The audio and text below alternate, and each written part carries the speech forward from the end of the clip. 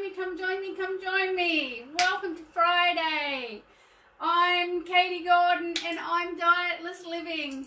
Hello, hello. I'm still playing with my phone at the moment and trying to work out ways that I can talk to you on live video and show you stuff on the whiteboard so it's not in reverse for you. I just tried my laptop, but I don't know, some things just don't go great for me with technology. So we're back to the phone and I can't see you on the other side. So welcome. I hope that you're on board today and that you are having a good Friday. It's a stunning day in Brisbane. I don't know where you're watching from, but we're live streaming from Brisbane this morning, this afternoon, and the weather is absolutely stunning. Be nice to get out for a walk later on. Nearly got out this morning, but I was a bit too preoccupied with a few things and didn't get out there for that beautiful coolness that we had this morning. We're not having it at the moment. It's actually quite hot. Got the fan and the air conditioning on. So and I had a really great start to the morning. I did a video Zoom chat with a whole bunch of ladies. We all just had a coffee, or I had a water, and everyone just chatted.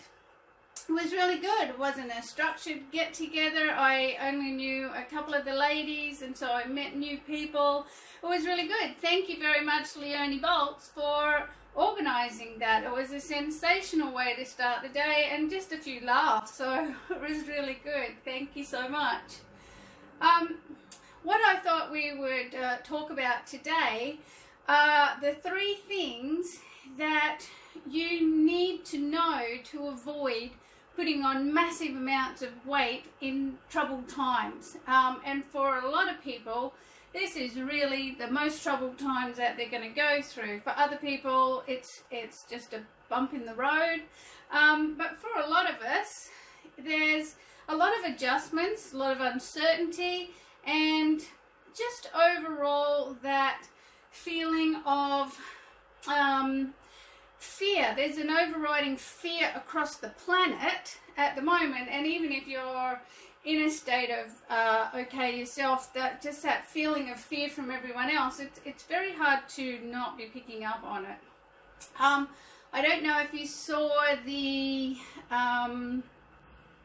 post that we put on Facebook today to advertise the live, and it had a before and after photo of myself. So I feel really qualified to be talking about what to avoid to put on massive amounts of weight in times of stress and trouble, because from my very first time when I was 21, where I ballooned from a size 10 to a size 16 in a matter of months and had never been that big at all ever before. I'd always been basically a size 10, size 11 maybe, and what an absolute eye-smacking surprise that was. And then my roller coaster ride for the next 25 years of weight gain and weight loss, and weight gain and weight loss, because this sounds really stupid, right? Really stupid. I didn't know what was causing it. I knew I was putting food in my mouth, but I didn't know why I couldn't stop myself putting the food in my mouth. So that's what I mean when I say I didn't know what caused it. But that 25-year journey of weight gain and weight loss was devastating to my self-esteem, to my confidence, to my sense of self-value, because every time I lost the weight, I felt fabulous and I felt really just on top of the world, in control of myself, and just really felt fantastic. But inevitably the weight loss down to a suave size 10 would be followed at some point by a weight gain. Sometimes, like that, it would just come back. And sometimes it took a couple of years to come back, and it sort of came back slowly, but then there'd be a cascade moment where it would just come tumbling back into my life. And in those times when the weight returned, my sense of shame about myself was debilitating, to say the least. I would self-isolate, which is the fab term these days, but I would literally self-isolate. I would not go to social events if I could avoid them, for various reasons. No clothes to wear. Didn't want people who had previously, last time I saw I was slender, and then this time I'm overweight again. So I would avoid that perceived judgment from others. It always felt like people were chitter-chattering behind my back. Oh, we really like Katie, she's lovely. She's got a problem with her weight though, poor love. The pity looks were worse, I think, than anything.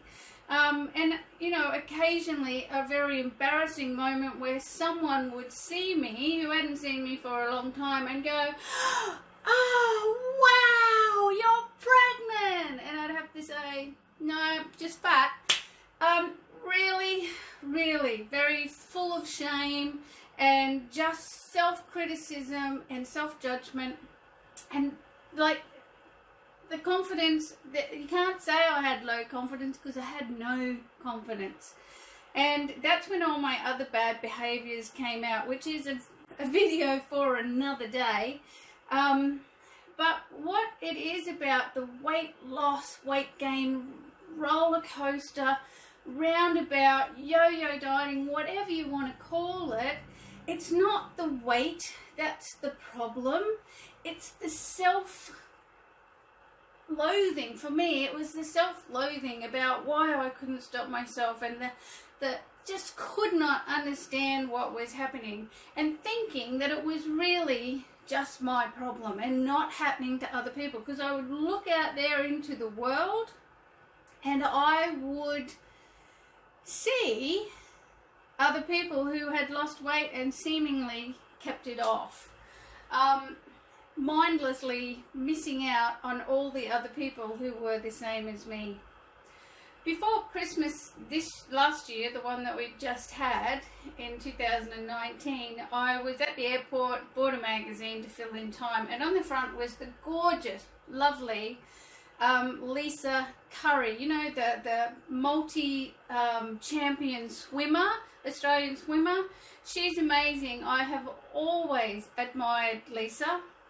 She's just always seemed like such a natural golden girl who had, a real heart, a real contribution to and caring for people, and really just loved her sport. She was a multi-time champion swimmer. But the article was explaining how Lisa had, in the previous 12 months, piled on 10 kilos, to quote their words, they're not mine, that she'd piled on 10 kilos of weight because she had had a really stressful year. And what that did for me, apart from my heart going out to her and thinking, I know what that's like, that's just not the, it's the opposite of what you want to feel, because you don't feel in charge of yourself, because you don't know what's happening. You're putting food and drink in your mouth, and you're not exercising, and you're doing all these things that go against what you're looking in the mirror. And she said in her article about how she would look in the mirror and just go, what are you doing? You know better. But she herself could not change what was happening for her. She couldn't change her own behaviors. What I got from that article, even though I already knew it, because I've been doing Dietless Living for several years now, and I'd spent all that 25 years and the 5 years, 10 years nearly now beyond that, just constantly researching and studying what's been happening and why it was my problem and why it's a lot of problems for other people. And it's these tough times, right? It's the tough times that come in and sweep us off our feet, and we lose all sense of ourselves and any of the great habits that we have. Now, Lisa, her great habits were absolutely ingrained into her life. She's been a swimmer and an athlete, top athlete, for her whole life. And even with her in this time of stress, her good health habits flew out the door. Now, she was self-confessing she's an emotional eater, and that's what happened. And she picked out all the foods that she had that she liked to eat. You know, it was cheesy, creamy, dairy-based products that she said these were her go-to foods, and admitted herself, she said, you can see why I put on a lot of weight.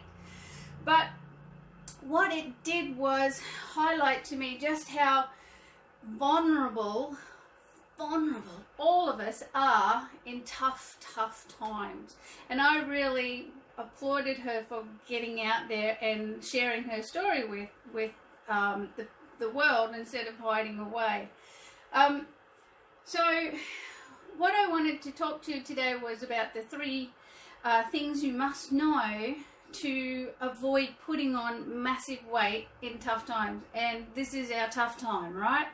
This is it. This is our moment of tough times for a lot of people. And what it is basically when stress comes, our brain, God bless it, does so many wonderful things for us, but it gets really focused here and now. It goes into stress.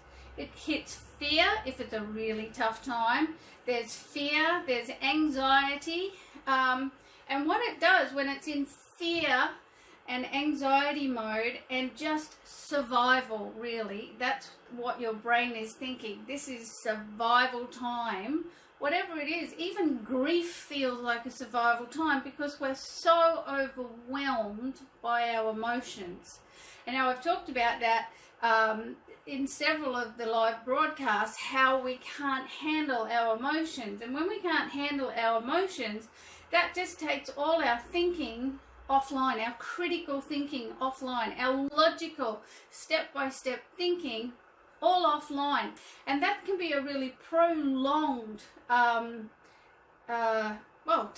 because if we have prolonged stress, we get caught in a chronic cycle of feeling bad and having bad thoughts. Now, we will go into good thought habits, helpful, healthy thought habits in a live probably next week, I would think, where I will talk to you about this whole process in more depth. But what the 3 things is that you need to know to avoid the massive weight gain at this particular time or in any tough time is that stress and fear get us put into survival mode. When we're in survival mode, that's when our brain says, hold it, okay, everybody, I will take over from here.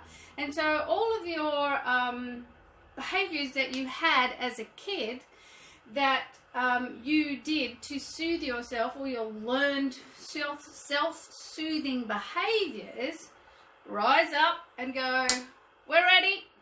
We are ready to do what we need to do for the vessel, for Katie, for Lisa, for you.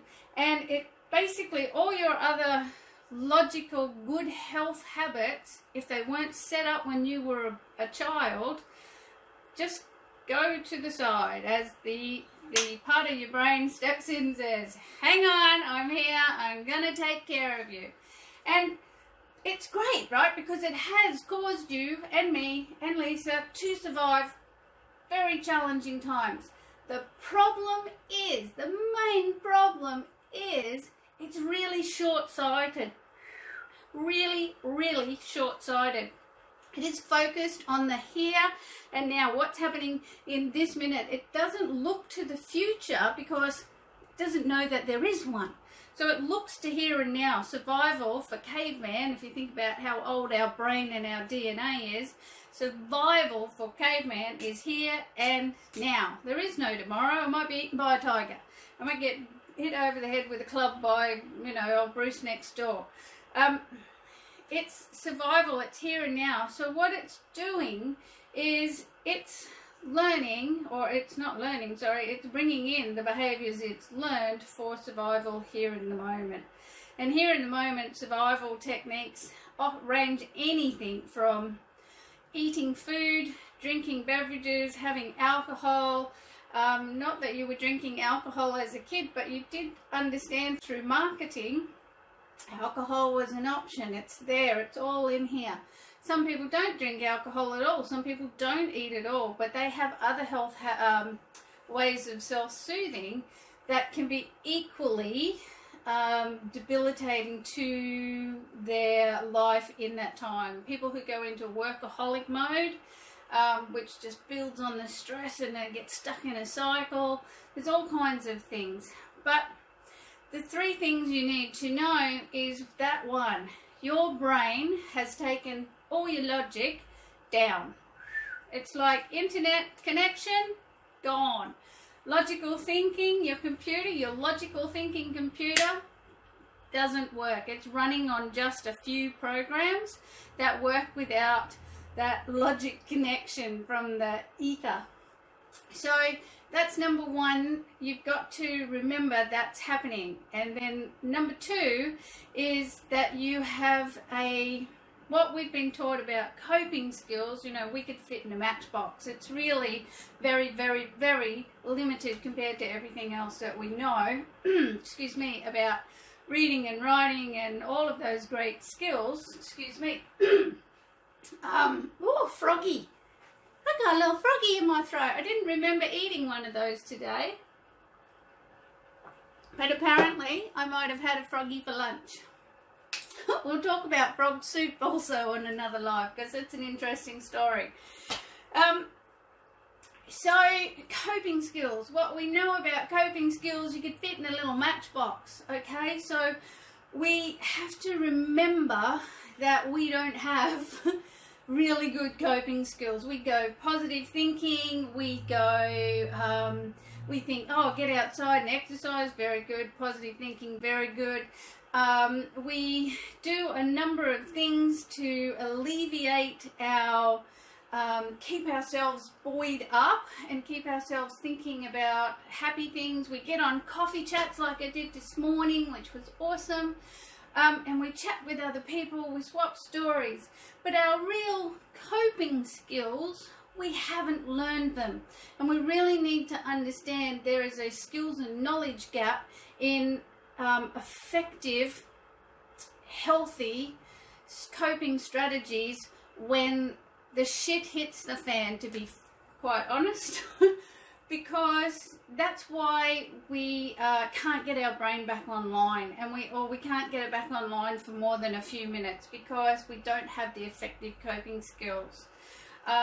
These are all really in-depth conversations that I can have with you, but I'm going to whiz through them a bit today and just touch on them for you because coping skills is a massive topic, and it's so important to remember that you can easily build new coping skills and circumvent this problem where the brain takes your logical self offline. I'll give you some tips for that before we finish.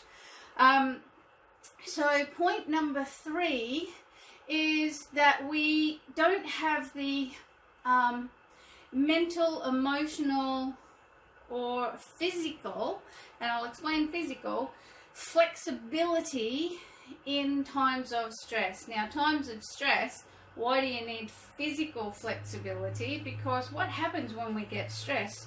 We go into a pattern. Our body goes into a pattern because it's a pattern that our brain, we have a thought pattern. So in times of stress, we always go back to our core thinking patterns, which lead to our core feeling patterns, which lead to our core behavioral patterns, and they're all supported by a core physical posture that is combined with it, because when the brain goes into a thinking process, every part of you is involved. If you know anything about NLP, you will know that they talk about the eye patterns in there, and if you know anything about EMDR, that is also about helping to break eye patterns that are connected to your neurology. So physical flexibility is about, when we get really serious, we go into a posture, and it's generally quite stiff and rigid in some fashion. It's just not very animated for the majority of people. It's generally quite stiff and rigid, and in fact we get a look on our face. You've heard of resting bitch face. That generally comes with the serious thoughts that we have in our head. No surprise, everyone knows that. Now when I go for my walks in the afternoon, there's this woman walking.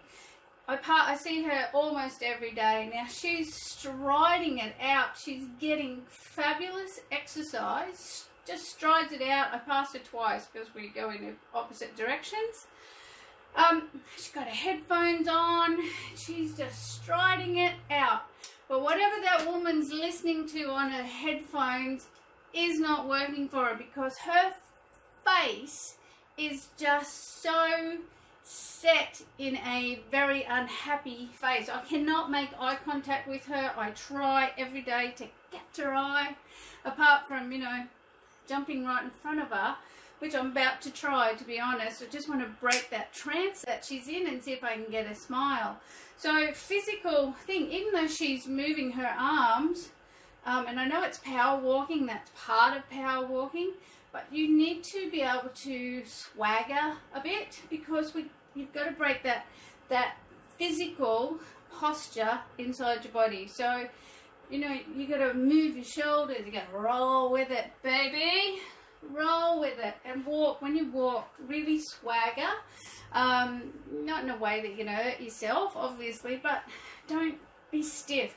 Make sure your shoulders are relaxed. Oh, just like a puppeteer, and you know, she's cut your strings, and you just kind of can feel that relaxation, because physical relaxation will actually help you get mental relaxation, which will help you get emotional relaxation, which will help relax some of those old patterns and behaviors that you have, those coping skills, which today I'm talking about as being the eating and drinking ones. So what the three things are, just keep recapping if you're just joining us, the three things that you need to know to avoid massive weight gain in tough times is that your brain's going to go back, your brain's going to step in and say, woohoo, this is it, this is my time, we're in survival mode, and it's going to take over, and a lot of bad habits are going to come to the forefront. Your brain's very short-sighted, so it's not looking to the future and seeing the consequences of those actions. It's just sit here going, if I do this, I'm going to feel good. Awesome. And that's what it's going for. Feel good now. Release the tension now, because survival is in the here and now moment. Survival's not in the future. Survival's now. We don't have the right coping skills. We have massive gaps in our knowledge and skills in regards to coping, and we get stuck in a physical posture. And the fastest way to help you go up the chain of changing your feelings and thoughts and behaviors is to change your body. Dancing, you saw me dancing on whatever day it was, Wednesday. I got in trouble off Facebook for that, not allowed to play popular music, copyright problems apparently. But dance, move your body, stretch. Cats, look at cats. Cats know how to stretch, but you've got to just kind of relax into it, baby. Just sort of feel that calmness. And to be honest, one of the first things that you can do for yourself is bend over if you're capable, and if you're not, just put your hands on something, and you want to see me disappear? And hang upside down. Get some blood to your head, because all that tension, you've got nothing going upstairs, and we need the blood for thinking capacity. We need to free our brain up.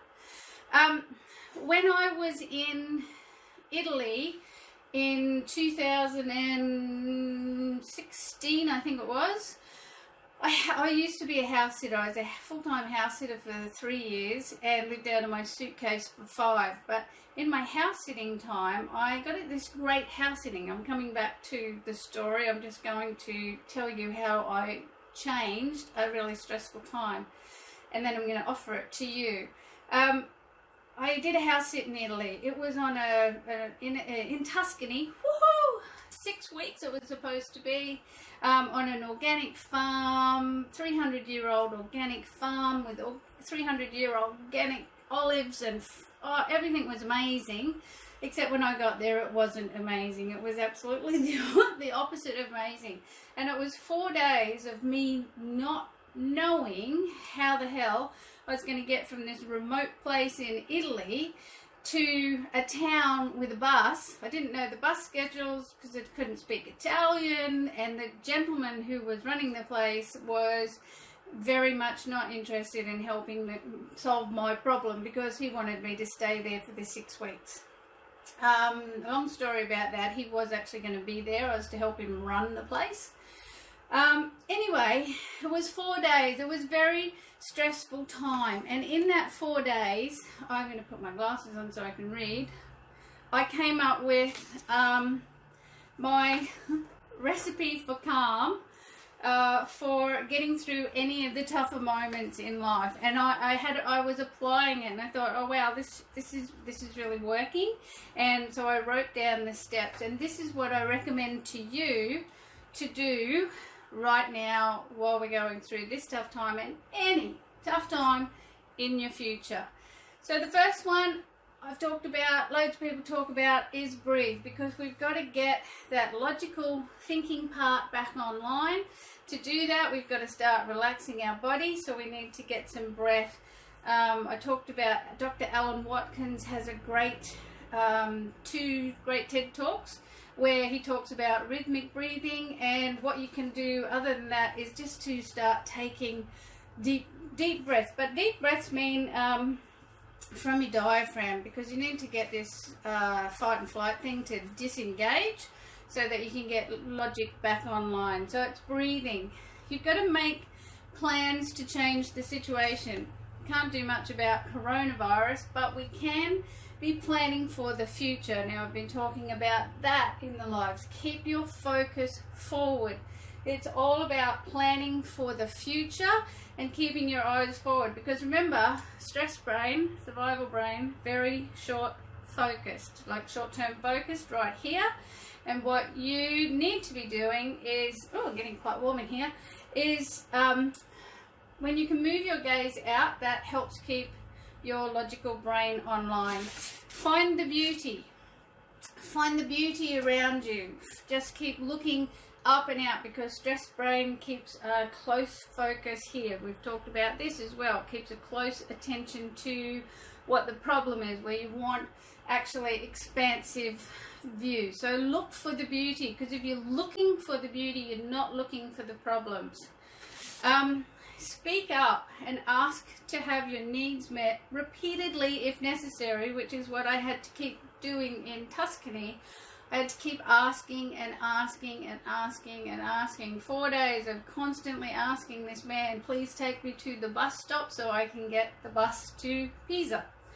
Until a satisfactory conclusion is reached. Now, something we don't do, part of our lack of coping skills, is to speak up, to ask to be helped, to ask for support. If you're struggling emotionally, if you're just wanting to talk and get some stuff off your chest, then put your hand up and say to someone, I just need you to hold the bucket while I have a word vomit, or I need you to help me problem solve something. We really need to keep speaking up and keep asking. Now, I do call it bastard voice. Stress brain will get you not to speak up. It doesn't want to draw attention for the majority of people. Be aware of your thoughts. Be factual, not fictional. Be careful that what you're saying is factual and not speculation. There's a lot of conspiracy theory stuff going on. There's speculation about everything. Go with the facts. Fact is, can't go out. Fact is, can't go to work. Fact is, I've lost my job. Fact is, look at the facts, but don't be fictional, because fact is fact, and fact will help you focus on the future, because then you'll be able to make a plan to go with it. Help others. Fabulous way to expand your view and get your self out of this short-term focus thing, because when you help others, you have to look up and look out. Sing and ask others for help. And that comes back to the speaking up as well. Ask others to help them, and then ask them to help you.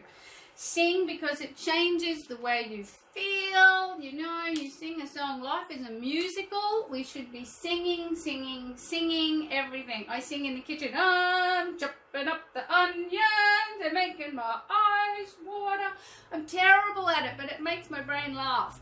And that's the whole point, because when you laugh, you're in the productive part of your mind that is able to think about the future and solutions. Smile, because it also tells your brain everything's okay, which breaks that whole posture thing I was talking about. Because when we're, you know, the lady down on the thing, sad, very cranky face, very cranky. Now, if she smiled, she would get so much more out of that exercise. It's another live I'll talk about the importance of being happy when you're exercising. But just smile in general. It tells your brain, your brain basically says, shit, I'm smiling. Can't be all bad. And then it starts to tell you stories about why you might be smiling. It's just the way it works. It's like a little kid. It's really easy to work with. Take control where you can. We talked about that on Wednesday with the 3 things from Eckhart Tolle. Change it if you can. Leave it if you can't change it. If you can't do either, you need to accept it.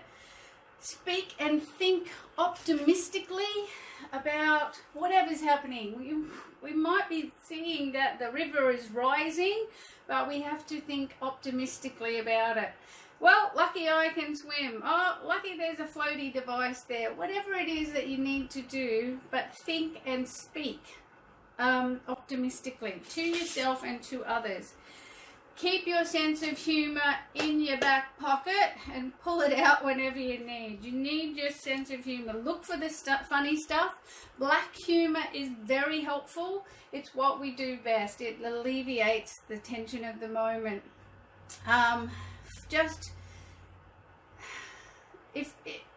The more you can find the humor in the situation, the happier you're going to be, and then it's going to be easier to smile, easier to sing, and easier to do all those other things. Remember, I kind of work back up a ladder. Fake it till you make it. If you're really feeling stressed and panicked, just pretend that you're not. Just think about how great it is if everything suddenly went back to normal. What would you feel?